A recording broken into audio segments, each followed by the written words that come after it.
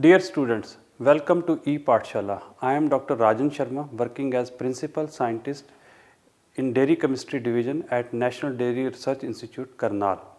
Today I am going to teach you about basic concepts in GC-MS technique under the paper Biochemistry. Gas chromatography along with mass spectrometry is the synergistic combination of two powerful analytical techniques. In this technique, gas chromatography separates the component of a mixture in time, while on the other hand, the mass spectrometer provides information that aids in the structural identification of each component. In this presentation, our focus will be on to understand concept relevant to GC-MS technique, which deals with the separation of molecules followed by their identification. Let me first define GC-MS. GC-MS is an integrated composite analysis instrument combining GC, which is excellent in its ability for separation, with mass spectrometry, ideal in identification and elucidate structure of separated component. It has three major components. Number one, gas chromatography, which separate components of the injected samples. Number two, there is an interface of GC and MS, which maintains the pressure between GC and MS. And finally, mass spectrometry, which ionize the eluted component and its separation, followed by its identification according to its mass and charge ratio. John Porter Martin, a British chemist, is considered the father of modern gas chromatography, and he got Nobel Prize in Chemistry for his contribution in the year 1952.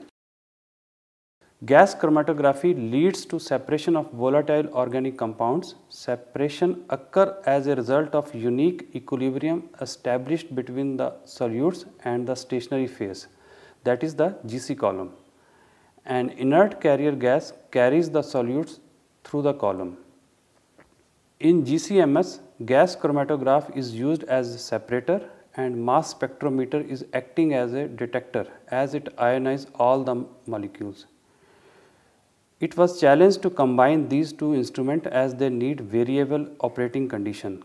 Gas chromatogram needs high pressure while mass spectrometer works under high vacuum.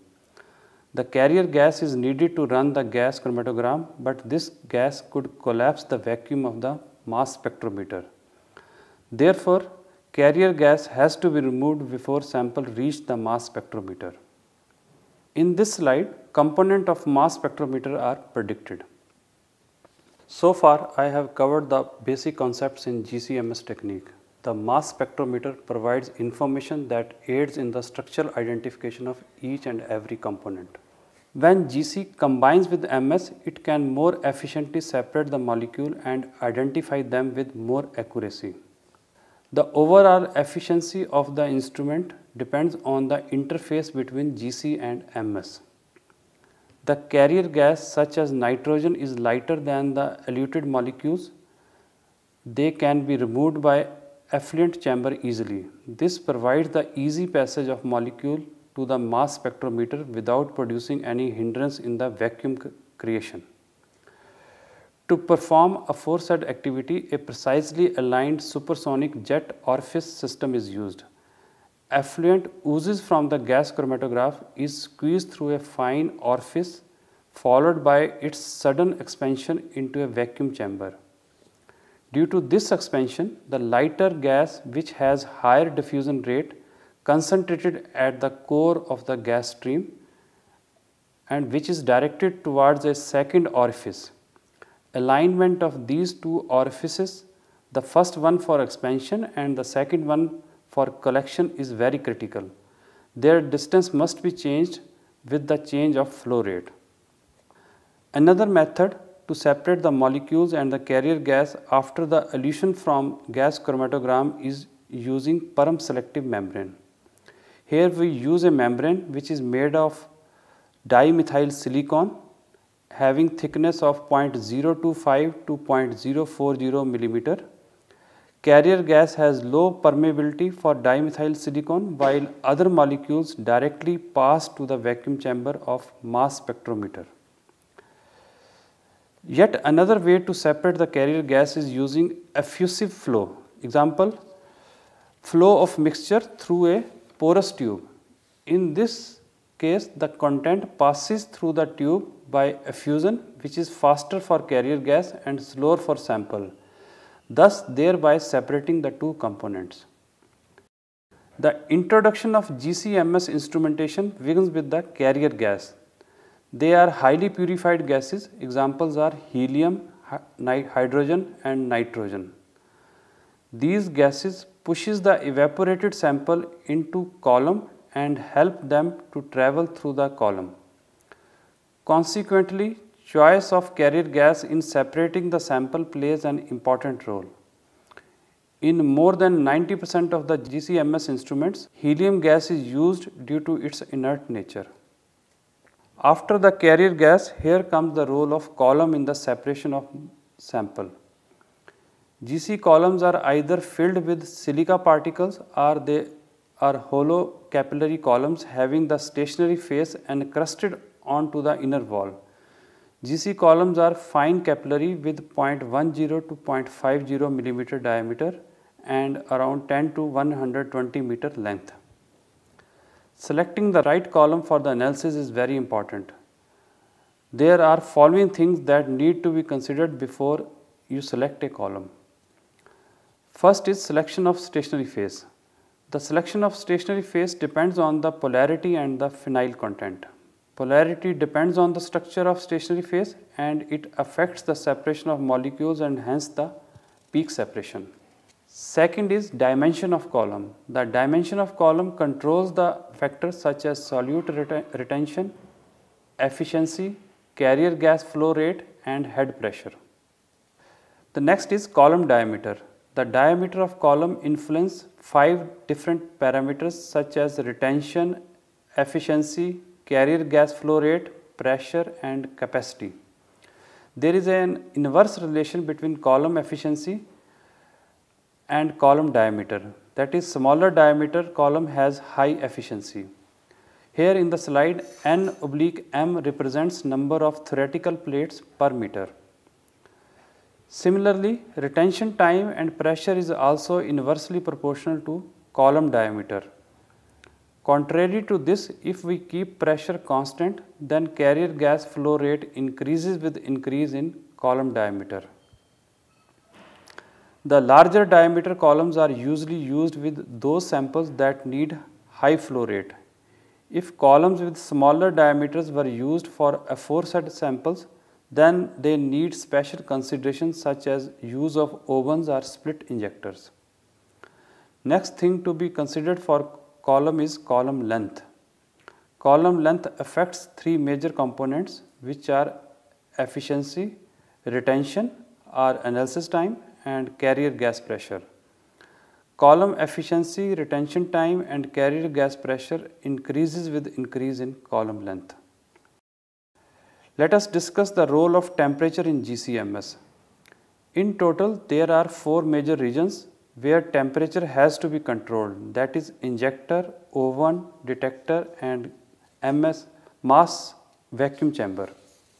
The injector is always set at 20 degrees centigrade higher than the final oven temperature. The oven temperature can be set at isothermal mode or it can be programmed. Usually the initial oven temperature is set 10 to 15 degrees centigrade below the boiling temperature of solvent so as to concentrate the sample at the start of the column. The temperature is held at this point in case of splitless mode of injection and this is followed by more than one temperature ramps and finally set at high temperature ramp to elute the remaining analytes that may not be of our interest. Then comes the detector, which is always set at constant temperature and which is 10 to 15 degrees centigrade above the oven temperature. Both the injector and detector are set at high temperature just to prevent recondensation of analyte. This also helps in reducing the cross-contamination of samples. Finally, the MS vacuum chamber is set below the oven's lower temperature. So students, we have covered coupling of GC and MS and understood the principle of GC-MS. In next section, we have elaborated mass spectrometer and mass analyzer and the application of GC-MS. First is mass spectrometer. Mass spectrometer helps in the separation of ions in order to differentiate them according to mass to charge ratio. It first accelerates the ion through magnetic field and then break them into charged fragment. Finally, a spectral plot is generated which displays the mass of each fragment. Next component is mass analyzer. Mass analyzer separates the species on the basis of mass to charge ratio. Three different types of mass analyzers are available. Number one, quadrupole. Next is ion trap and time of flight. In a quadrupole mass analyzer, a set of 4 rods are arranged parallel to the direction. Here DC current and radio frequency is applied to generate oscillating electrostatic field in between the rods. Based on this, only mass over charge ratio is determined and stable oscillation take place. Ion travels in quadrupole axis with corkscrew type of trajectory as shown in the slide. Analyzer is ion trap mass analyzer. This analyzer operates on the similar principle and it consists of 2 circular ring electrodes and 2 end caps which form a chamber. In this type of analyzer, AC or DC power along with radio frequency potential is applied between the cups and rings. In this arrangement, ion entering into the chamber gets trapped by electromagnetic fields and they oscillate in concentric trajectories, a process called resonant ejection. Yet another type of analyzer is time of flight mass analyzer. This analyzer measures the masses by recording the ion flight time. In this system, ions are accelerated by an electric field of known strength, and the velocity of the ion depends on the mass to charge ratio, wherein heavier ions of the same charge have lower velocity and vice versa. The time that it subsequently takes for the ion to reach a detector at a known distance is measured. This time will depend on the velocity of the ion and therefore is a measure of its mass to charge ratio. From this ratio and known experimental parameter, one can identify the ion. Next is detector. It detects the ion beam emerging from the mass analyzer. It generates the signal by inducing current or by generating secondary electrons, and these signals come in the form of chromatogram. There are many types of detectors such as TCD or thermal conductivity detector, FID or flame ionization detector, ECD or electron capture detector, FPD flame photometric detector, PID photoionization detector, and PFPD pulsed flame photometric detector. GCMS has found application in various unrelated fields such as in forensic sciences, environmental analysis, pharma and drug analysis, biopesticide, clinical toxicology, geology, food science, etc. Forensic analysis include analysis of drugs, explosive, arsons, etc. There are certain softwares available for these kind of analysis such as Chromato, Probe, OpenProbe, etc. The supersonic GCMS could be used to investigate the crime scene investigation. Gas chromatography coupled to tandem mass or GCMS-MS is used to separate organic compounds in the mixture. MS-MS is highly selective mass spectrometric technique and target analytes are detected regardless of the sample matrix. These selected precursor ions or parent ions are induced to further dissociate by collision with helium molecules. This increases the selectivity of MS-MS and also results in an enhancement of signals to noise ratio. GCMS-MS provides unequivocal identification in cases where GCMS spectra of compounds are difficult to interpret. Dear students, we have covered the basic concept of GCMS. This technique can be used both qualitative as well as in quantitative mode.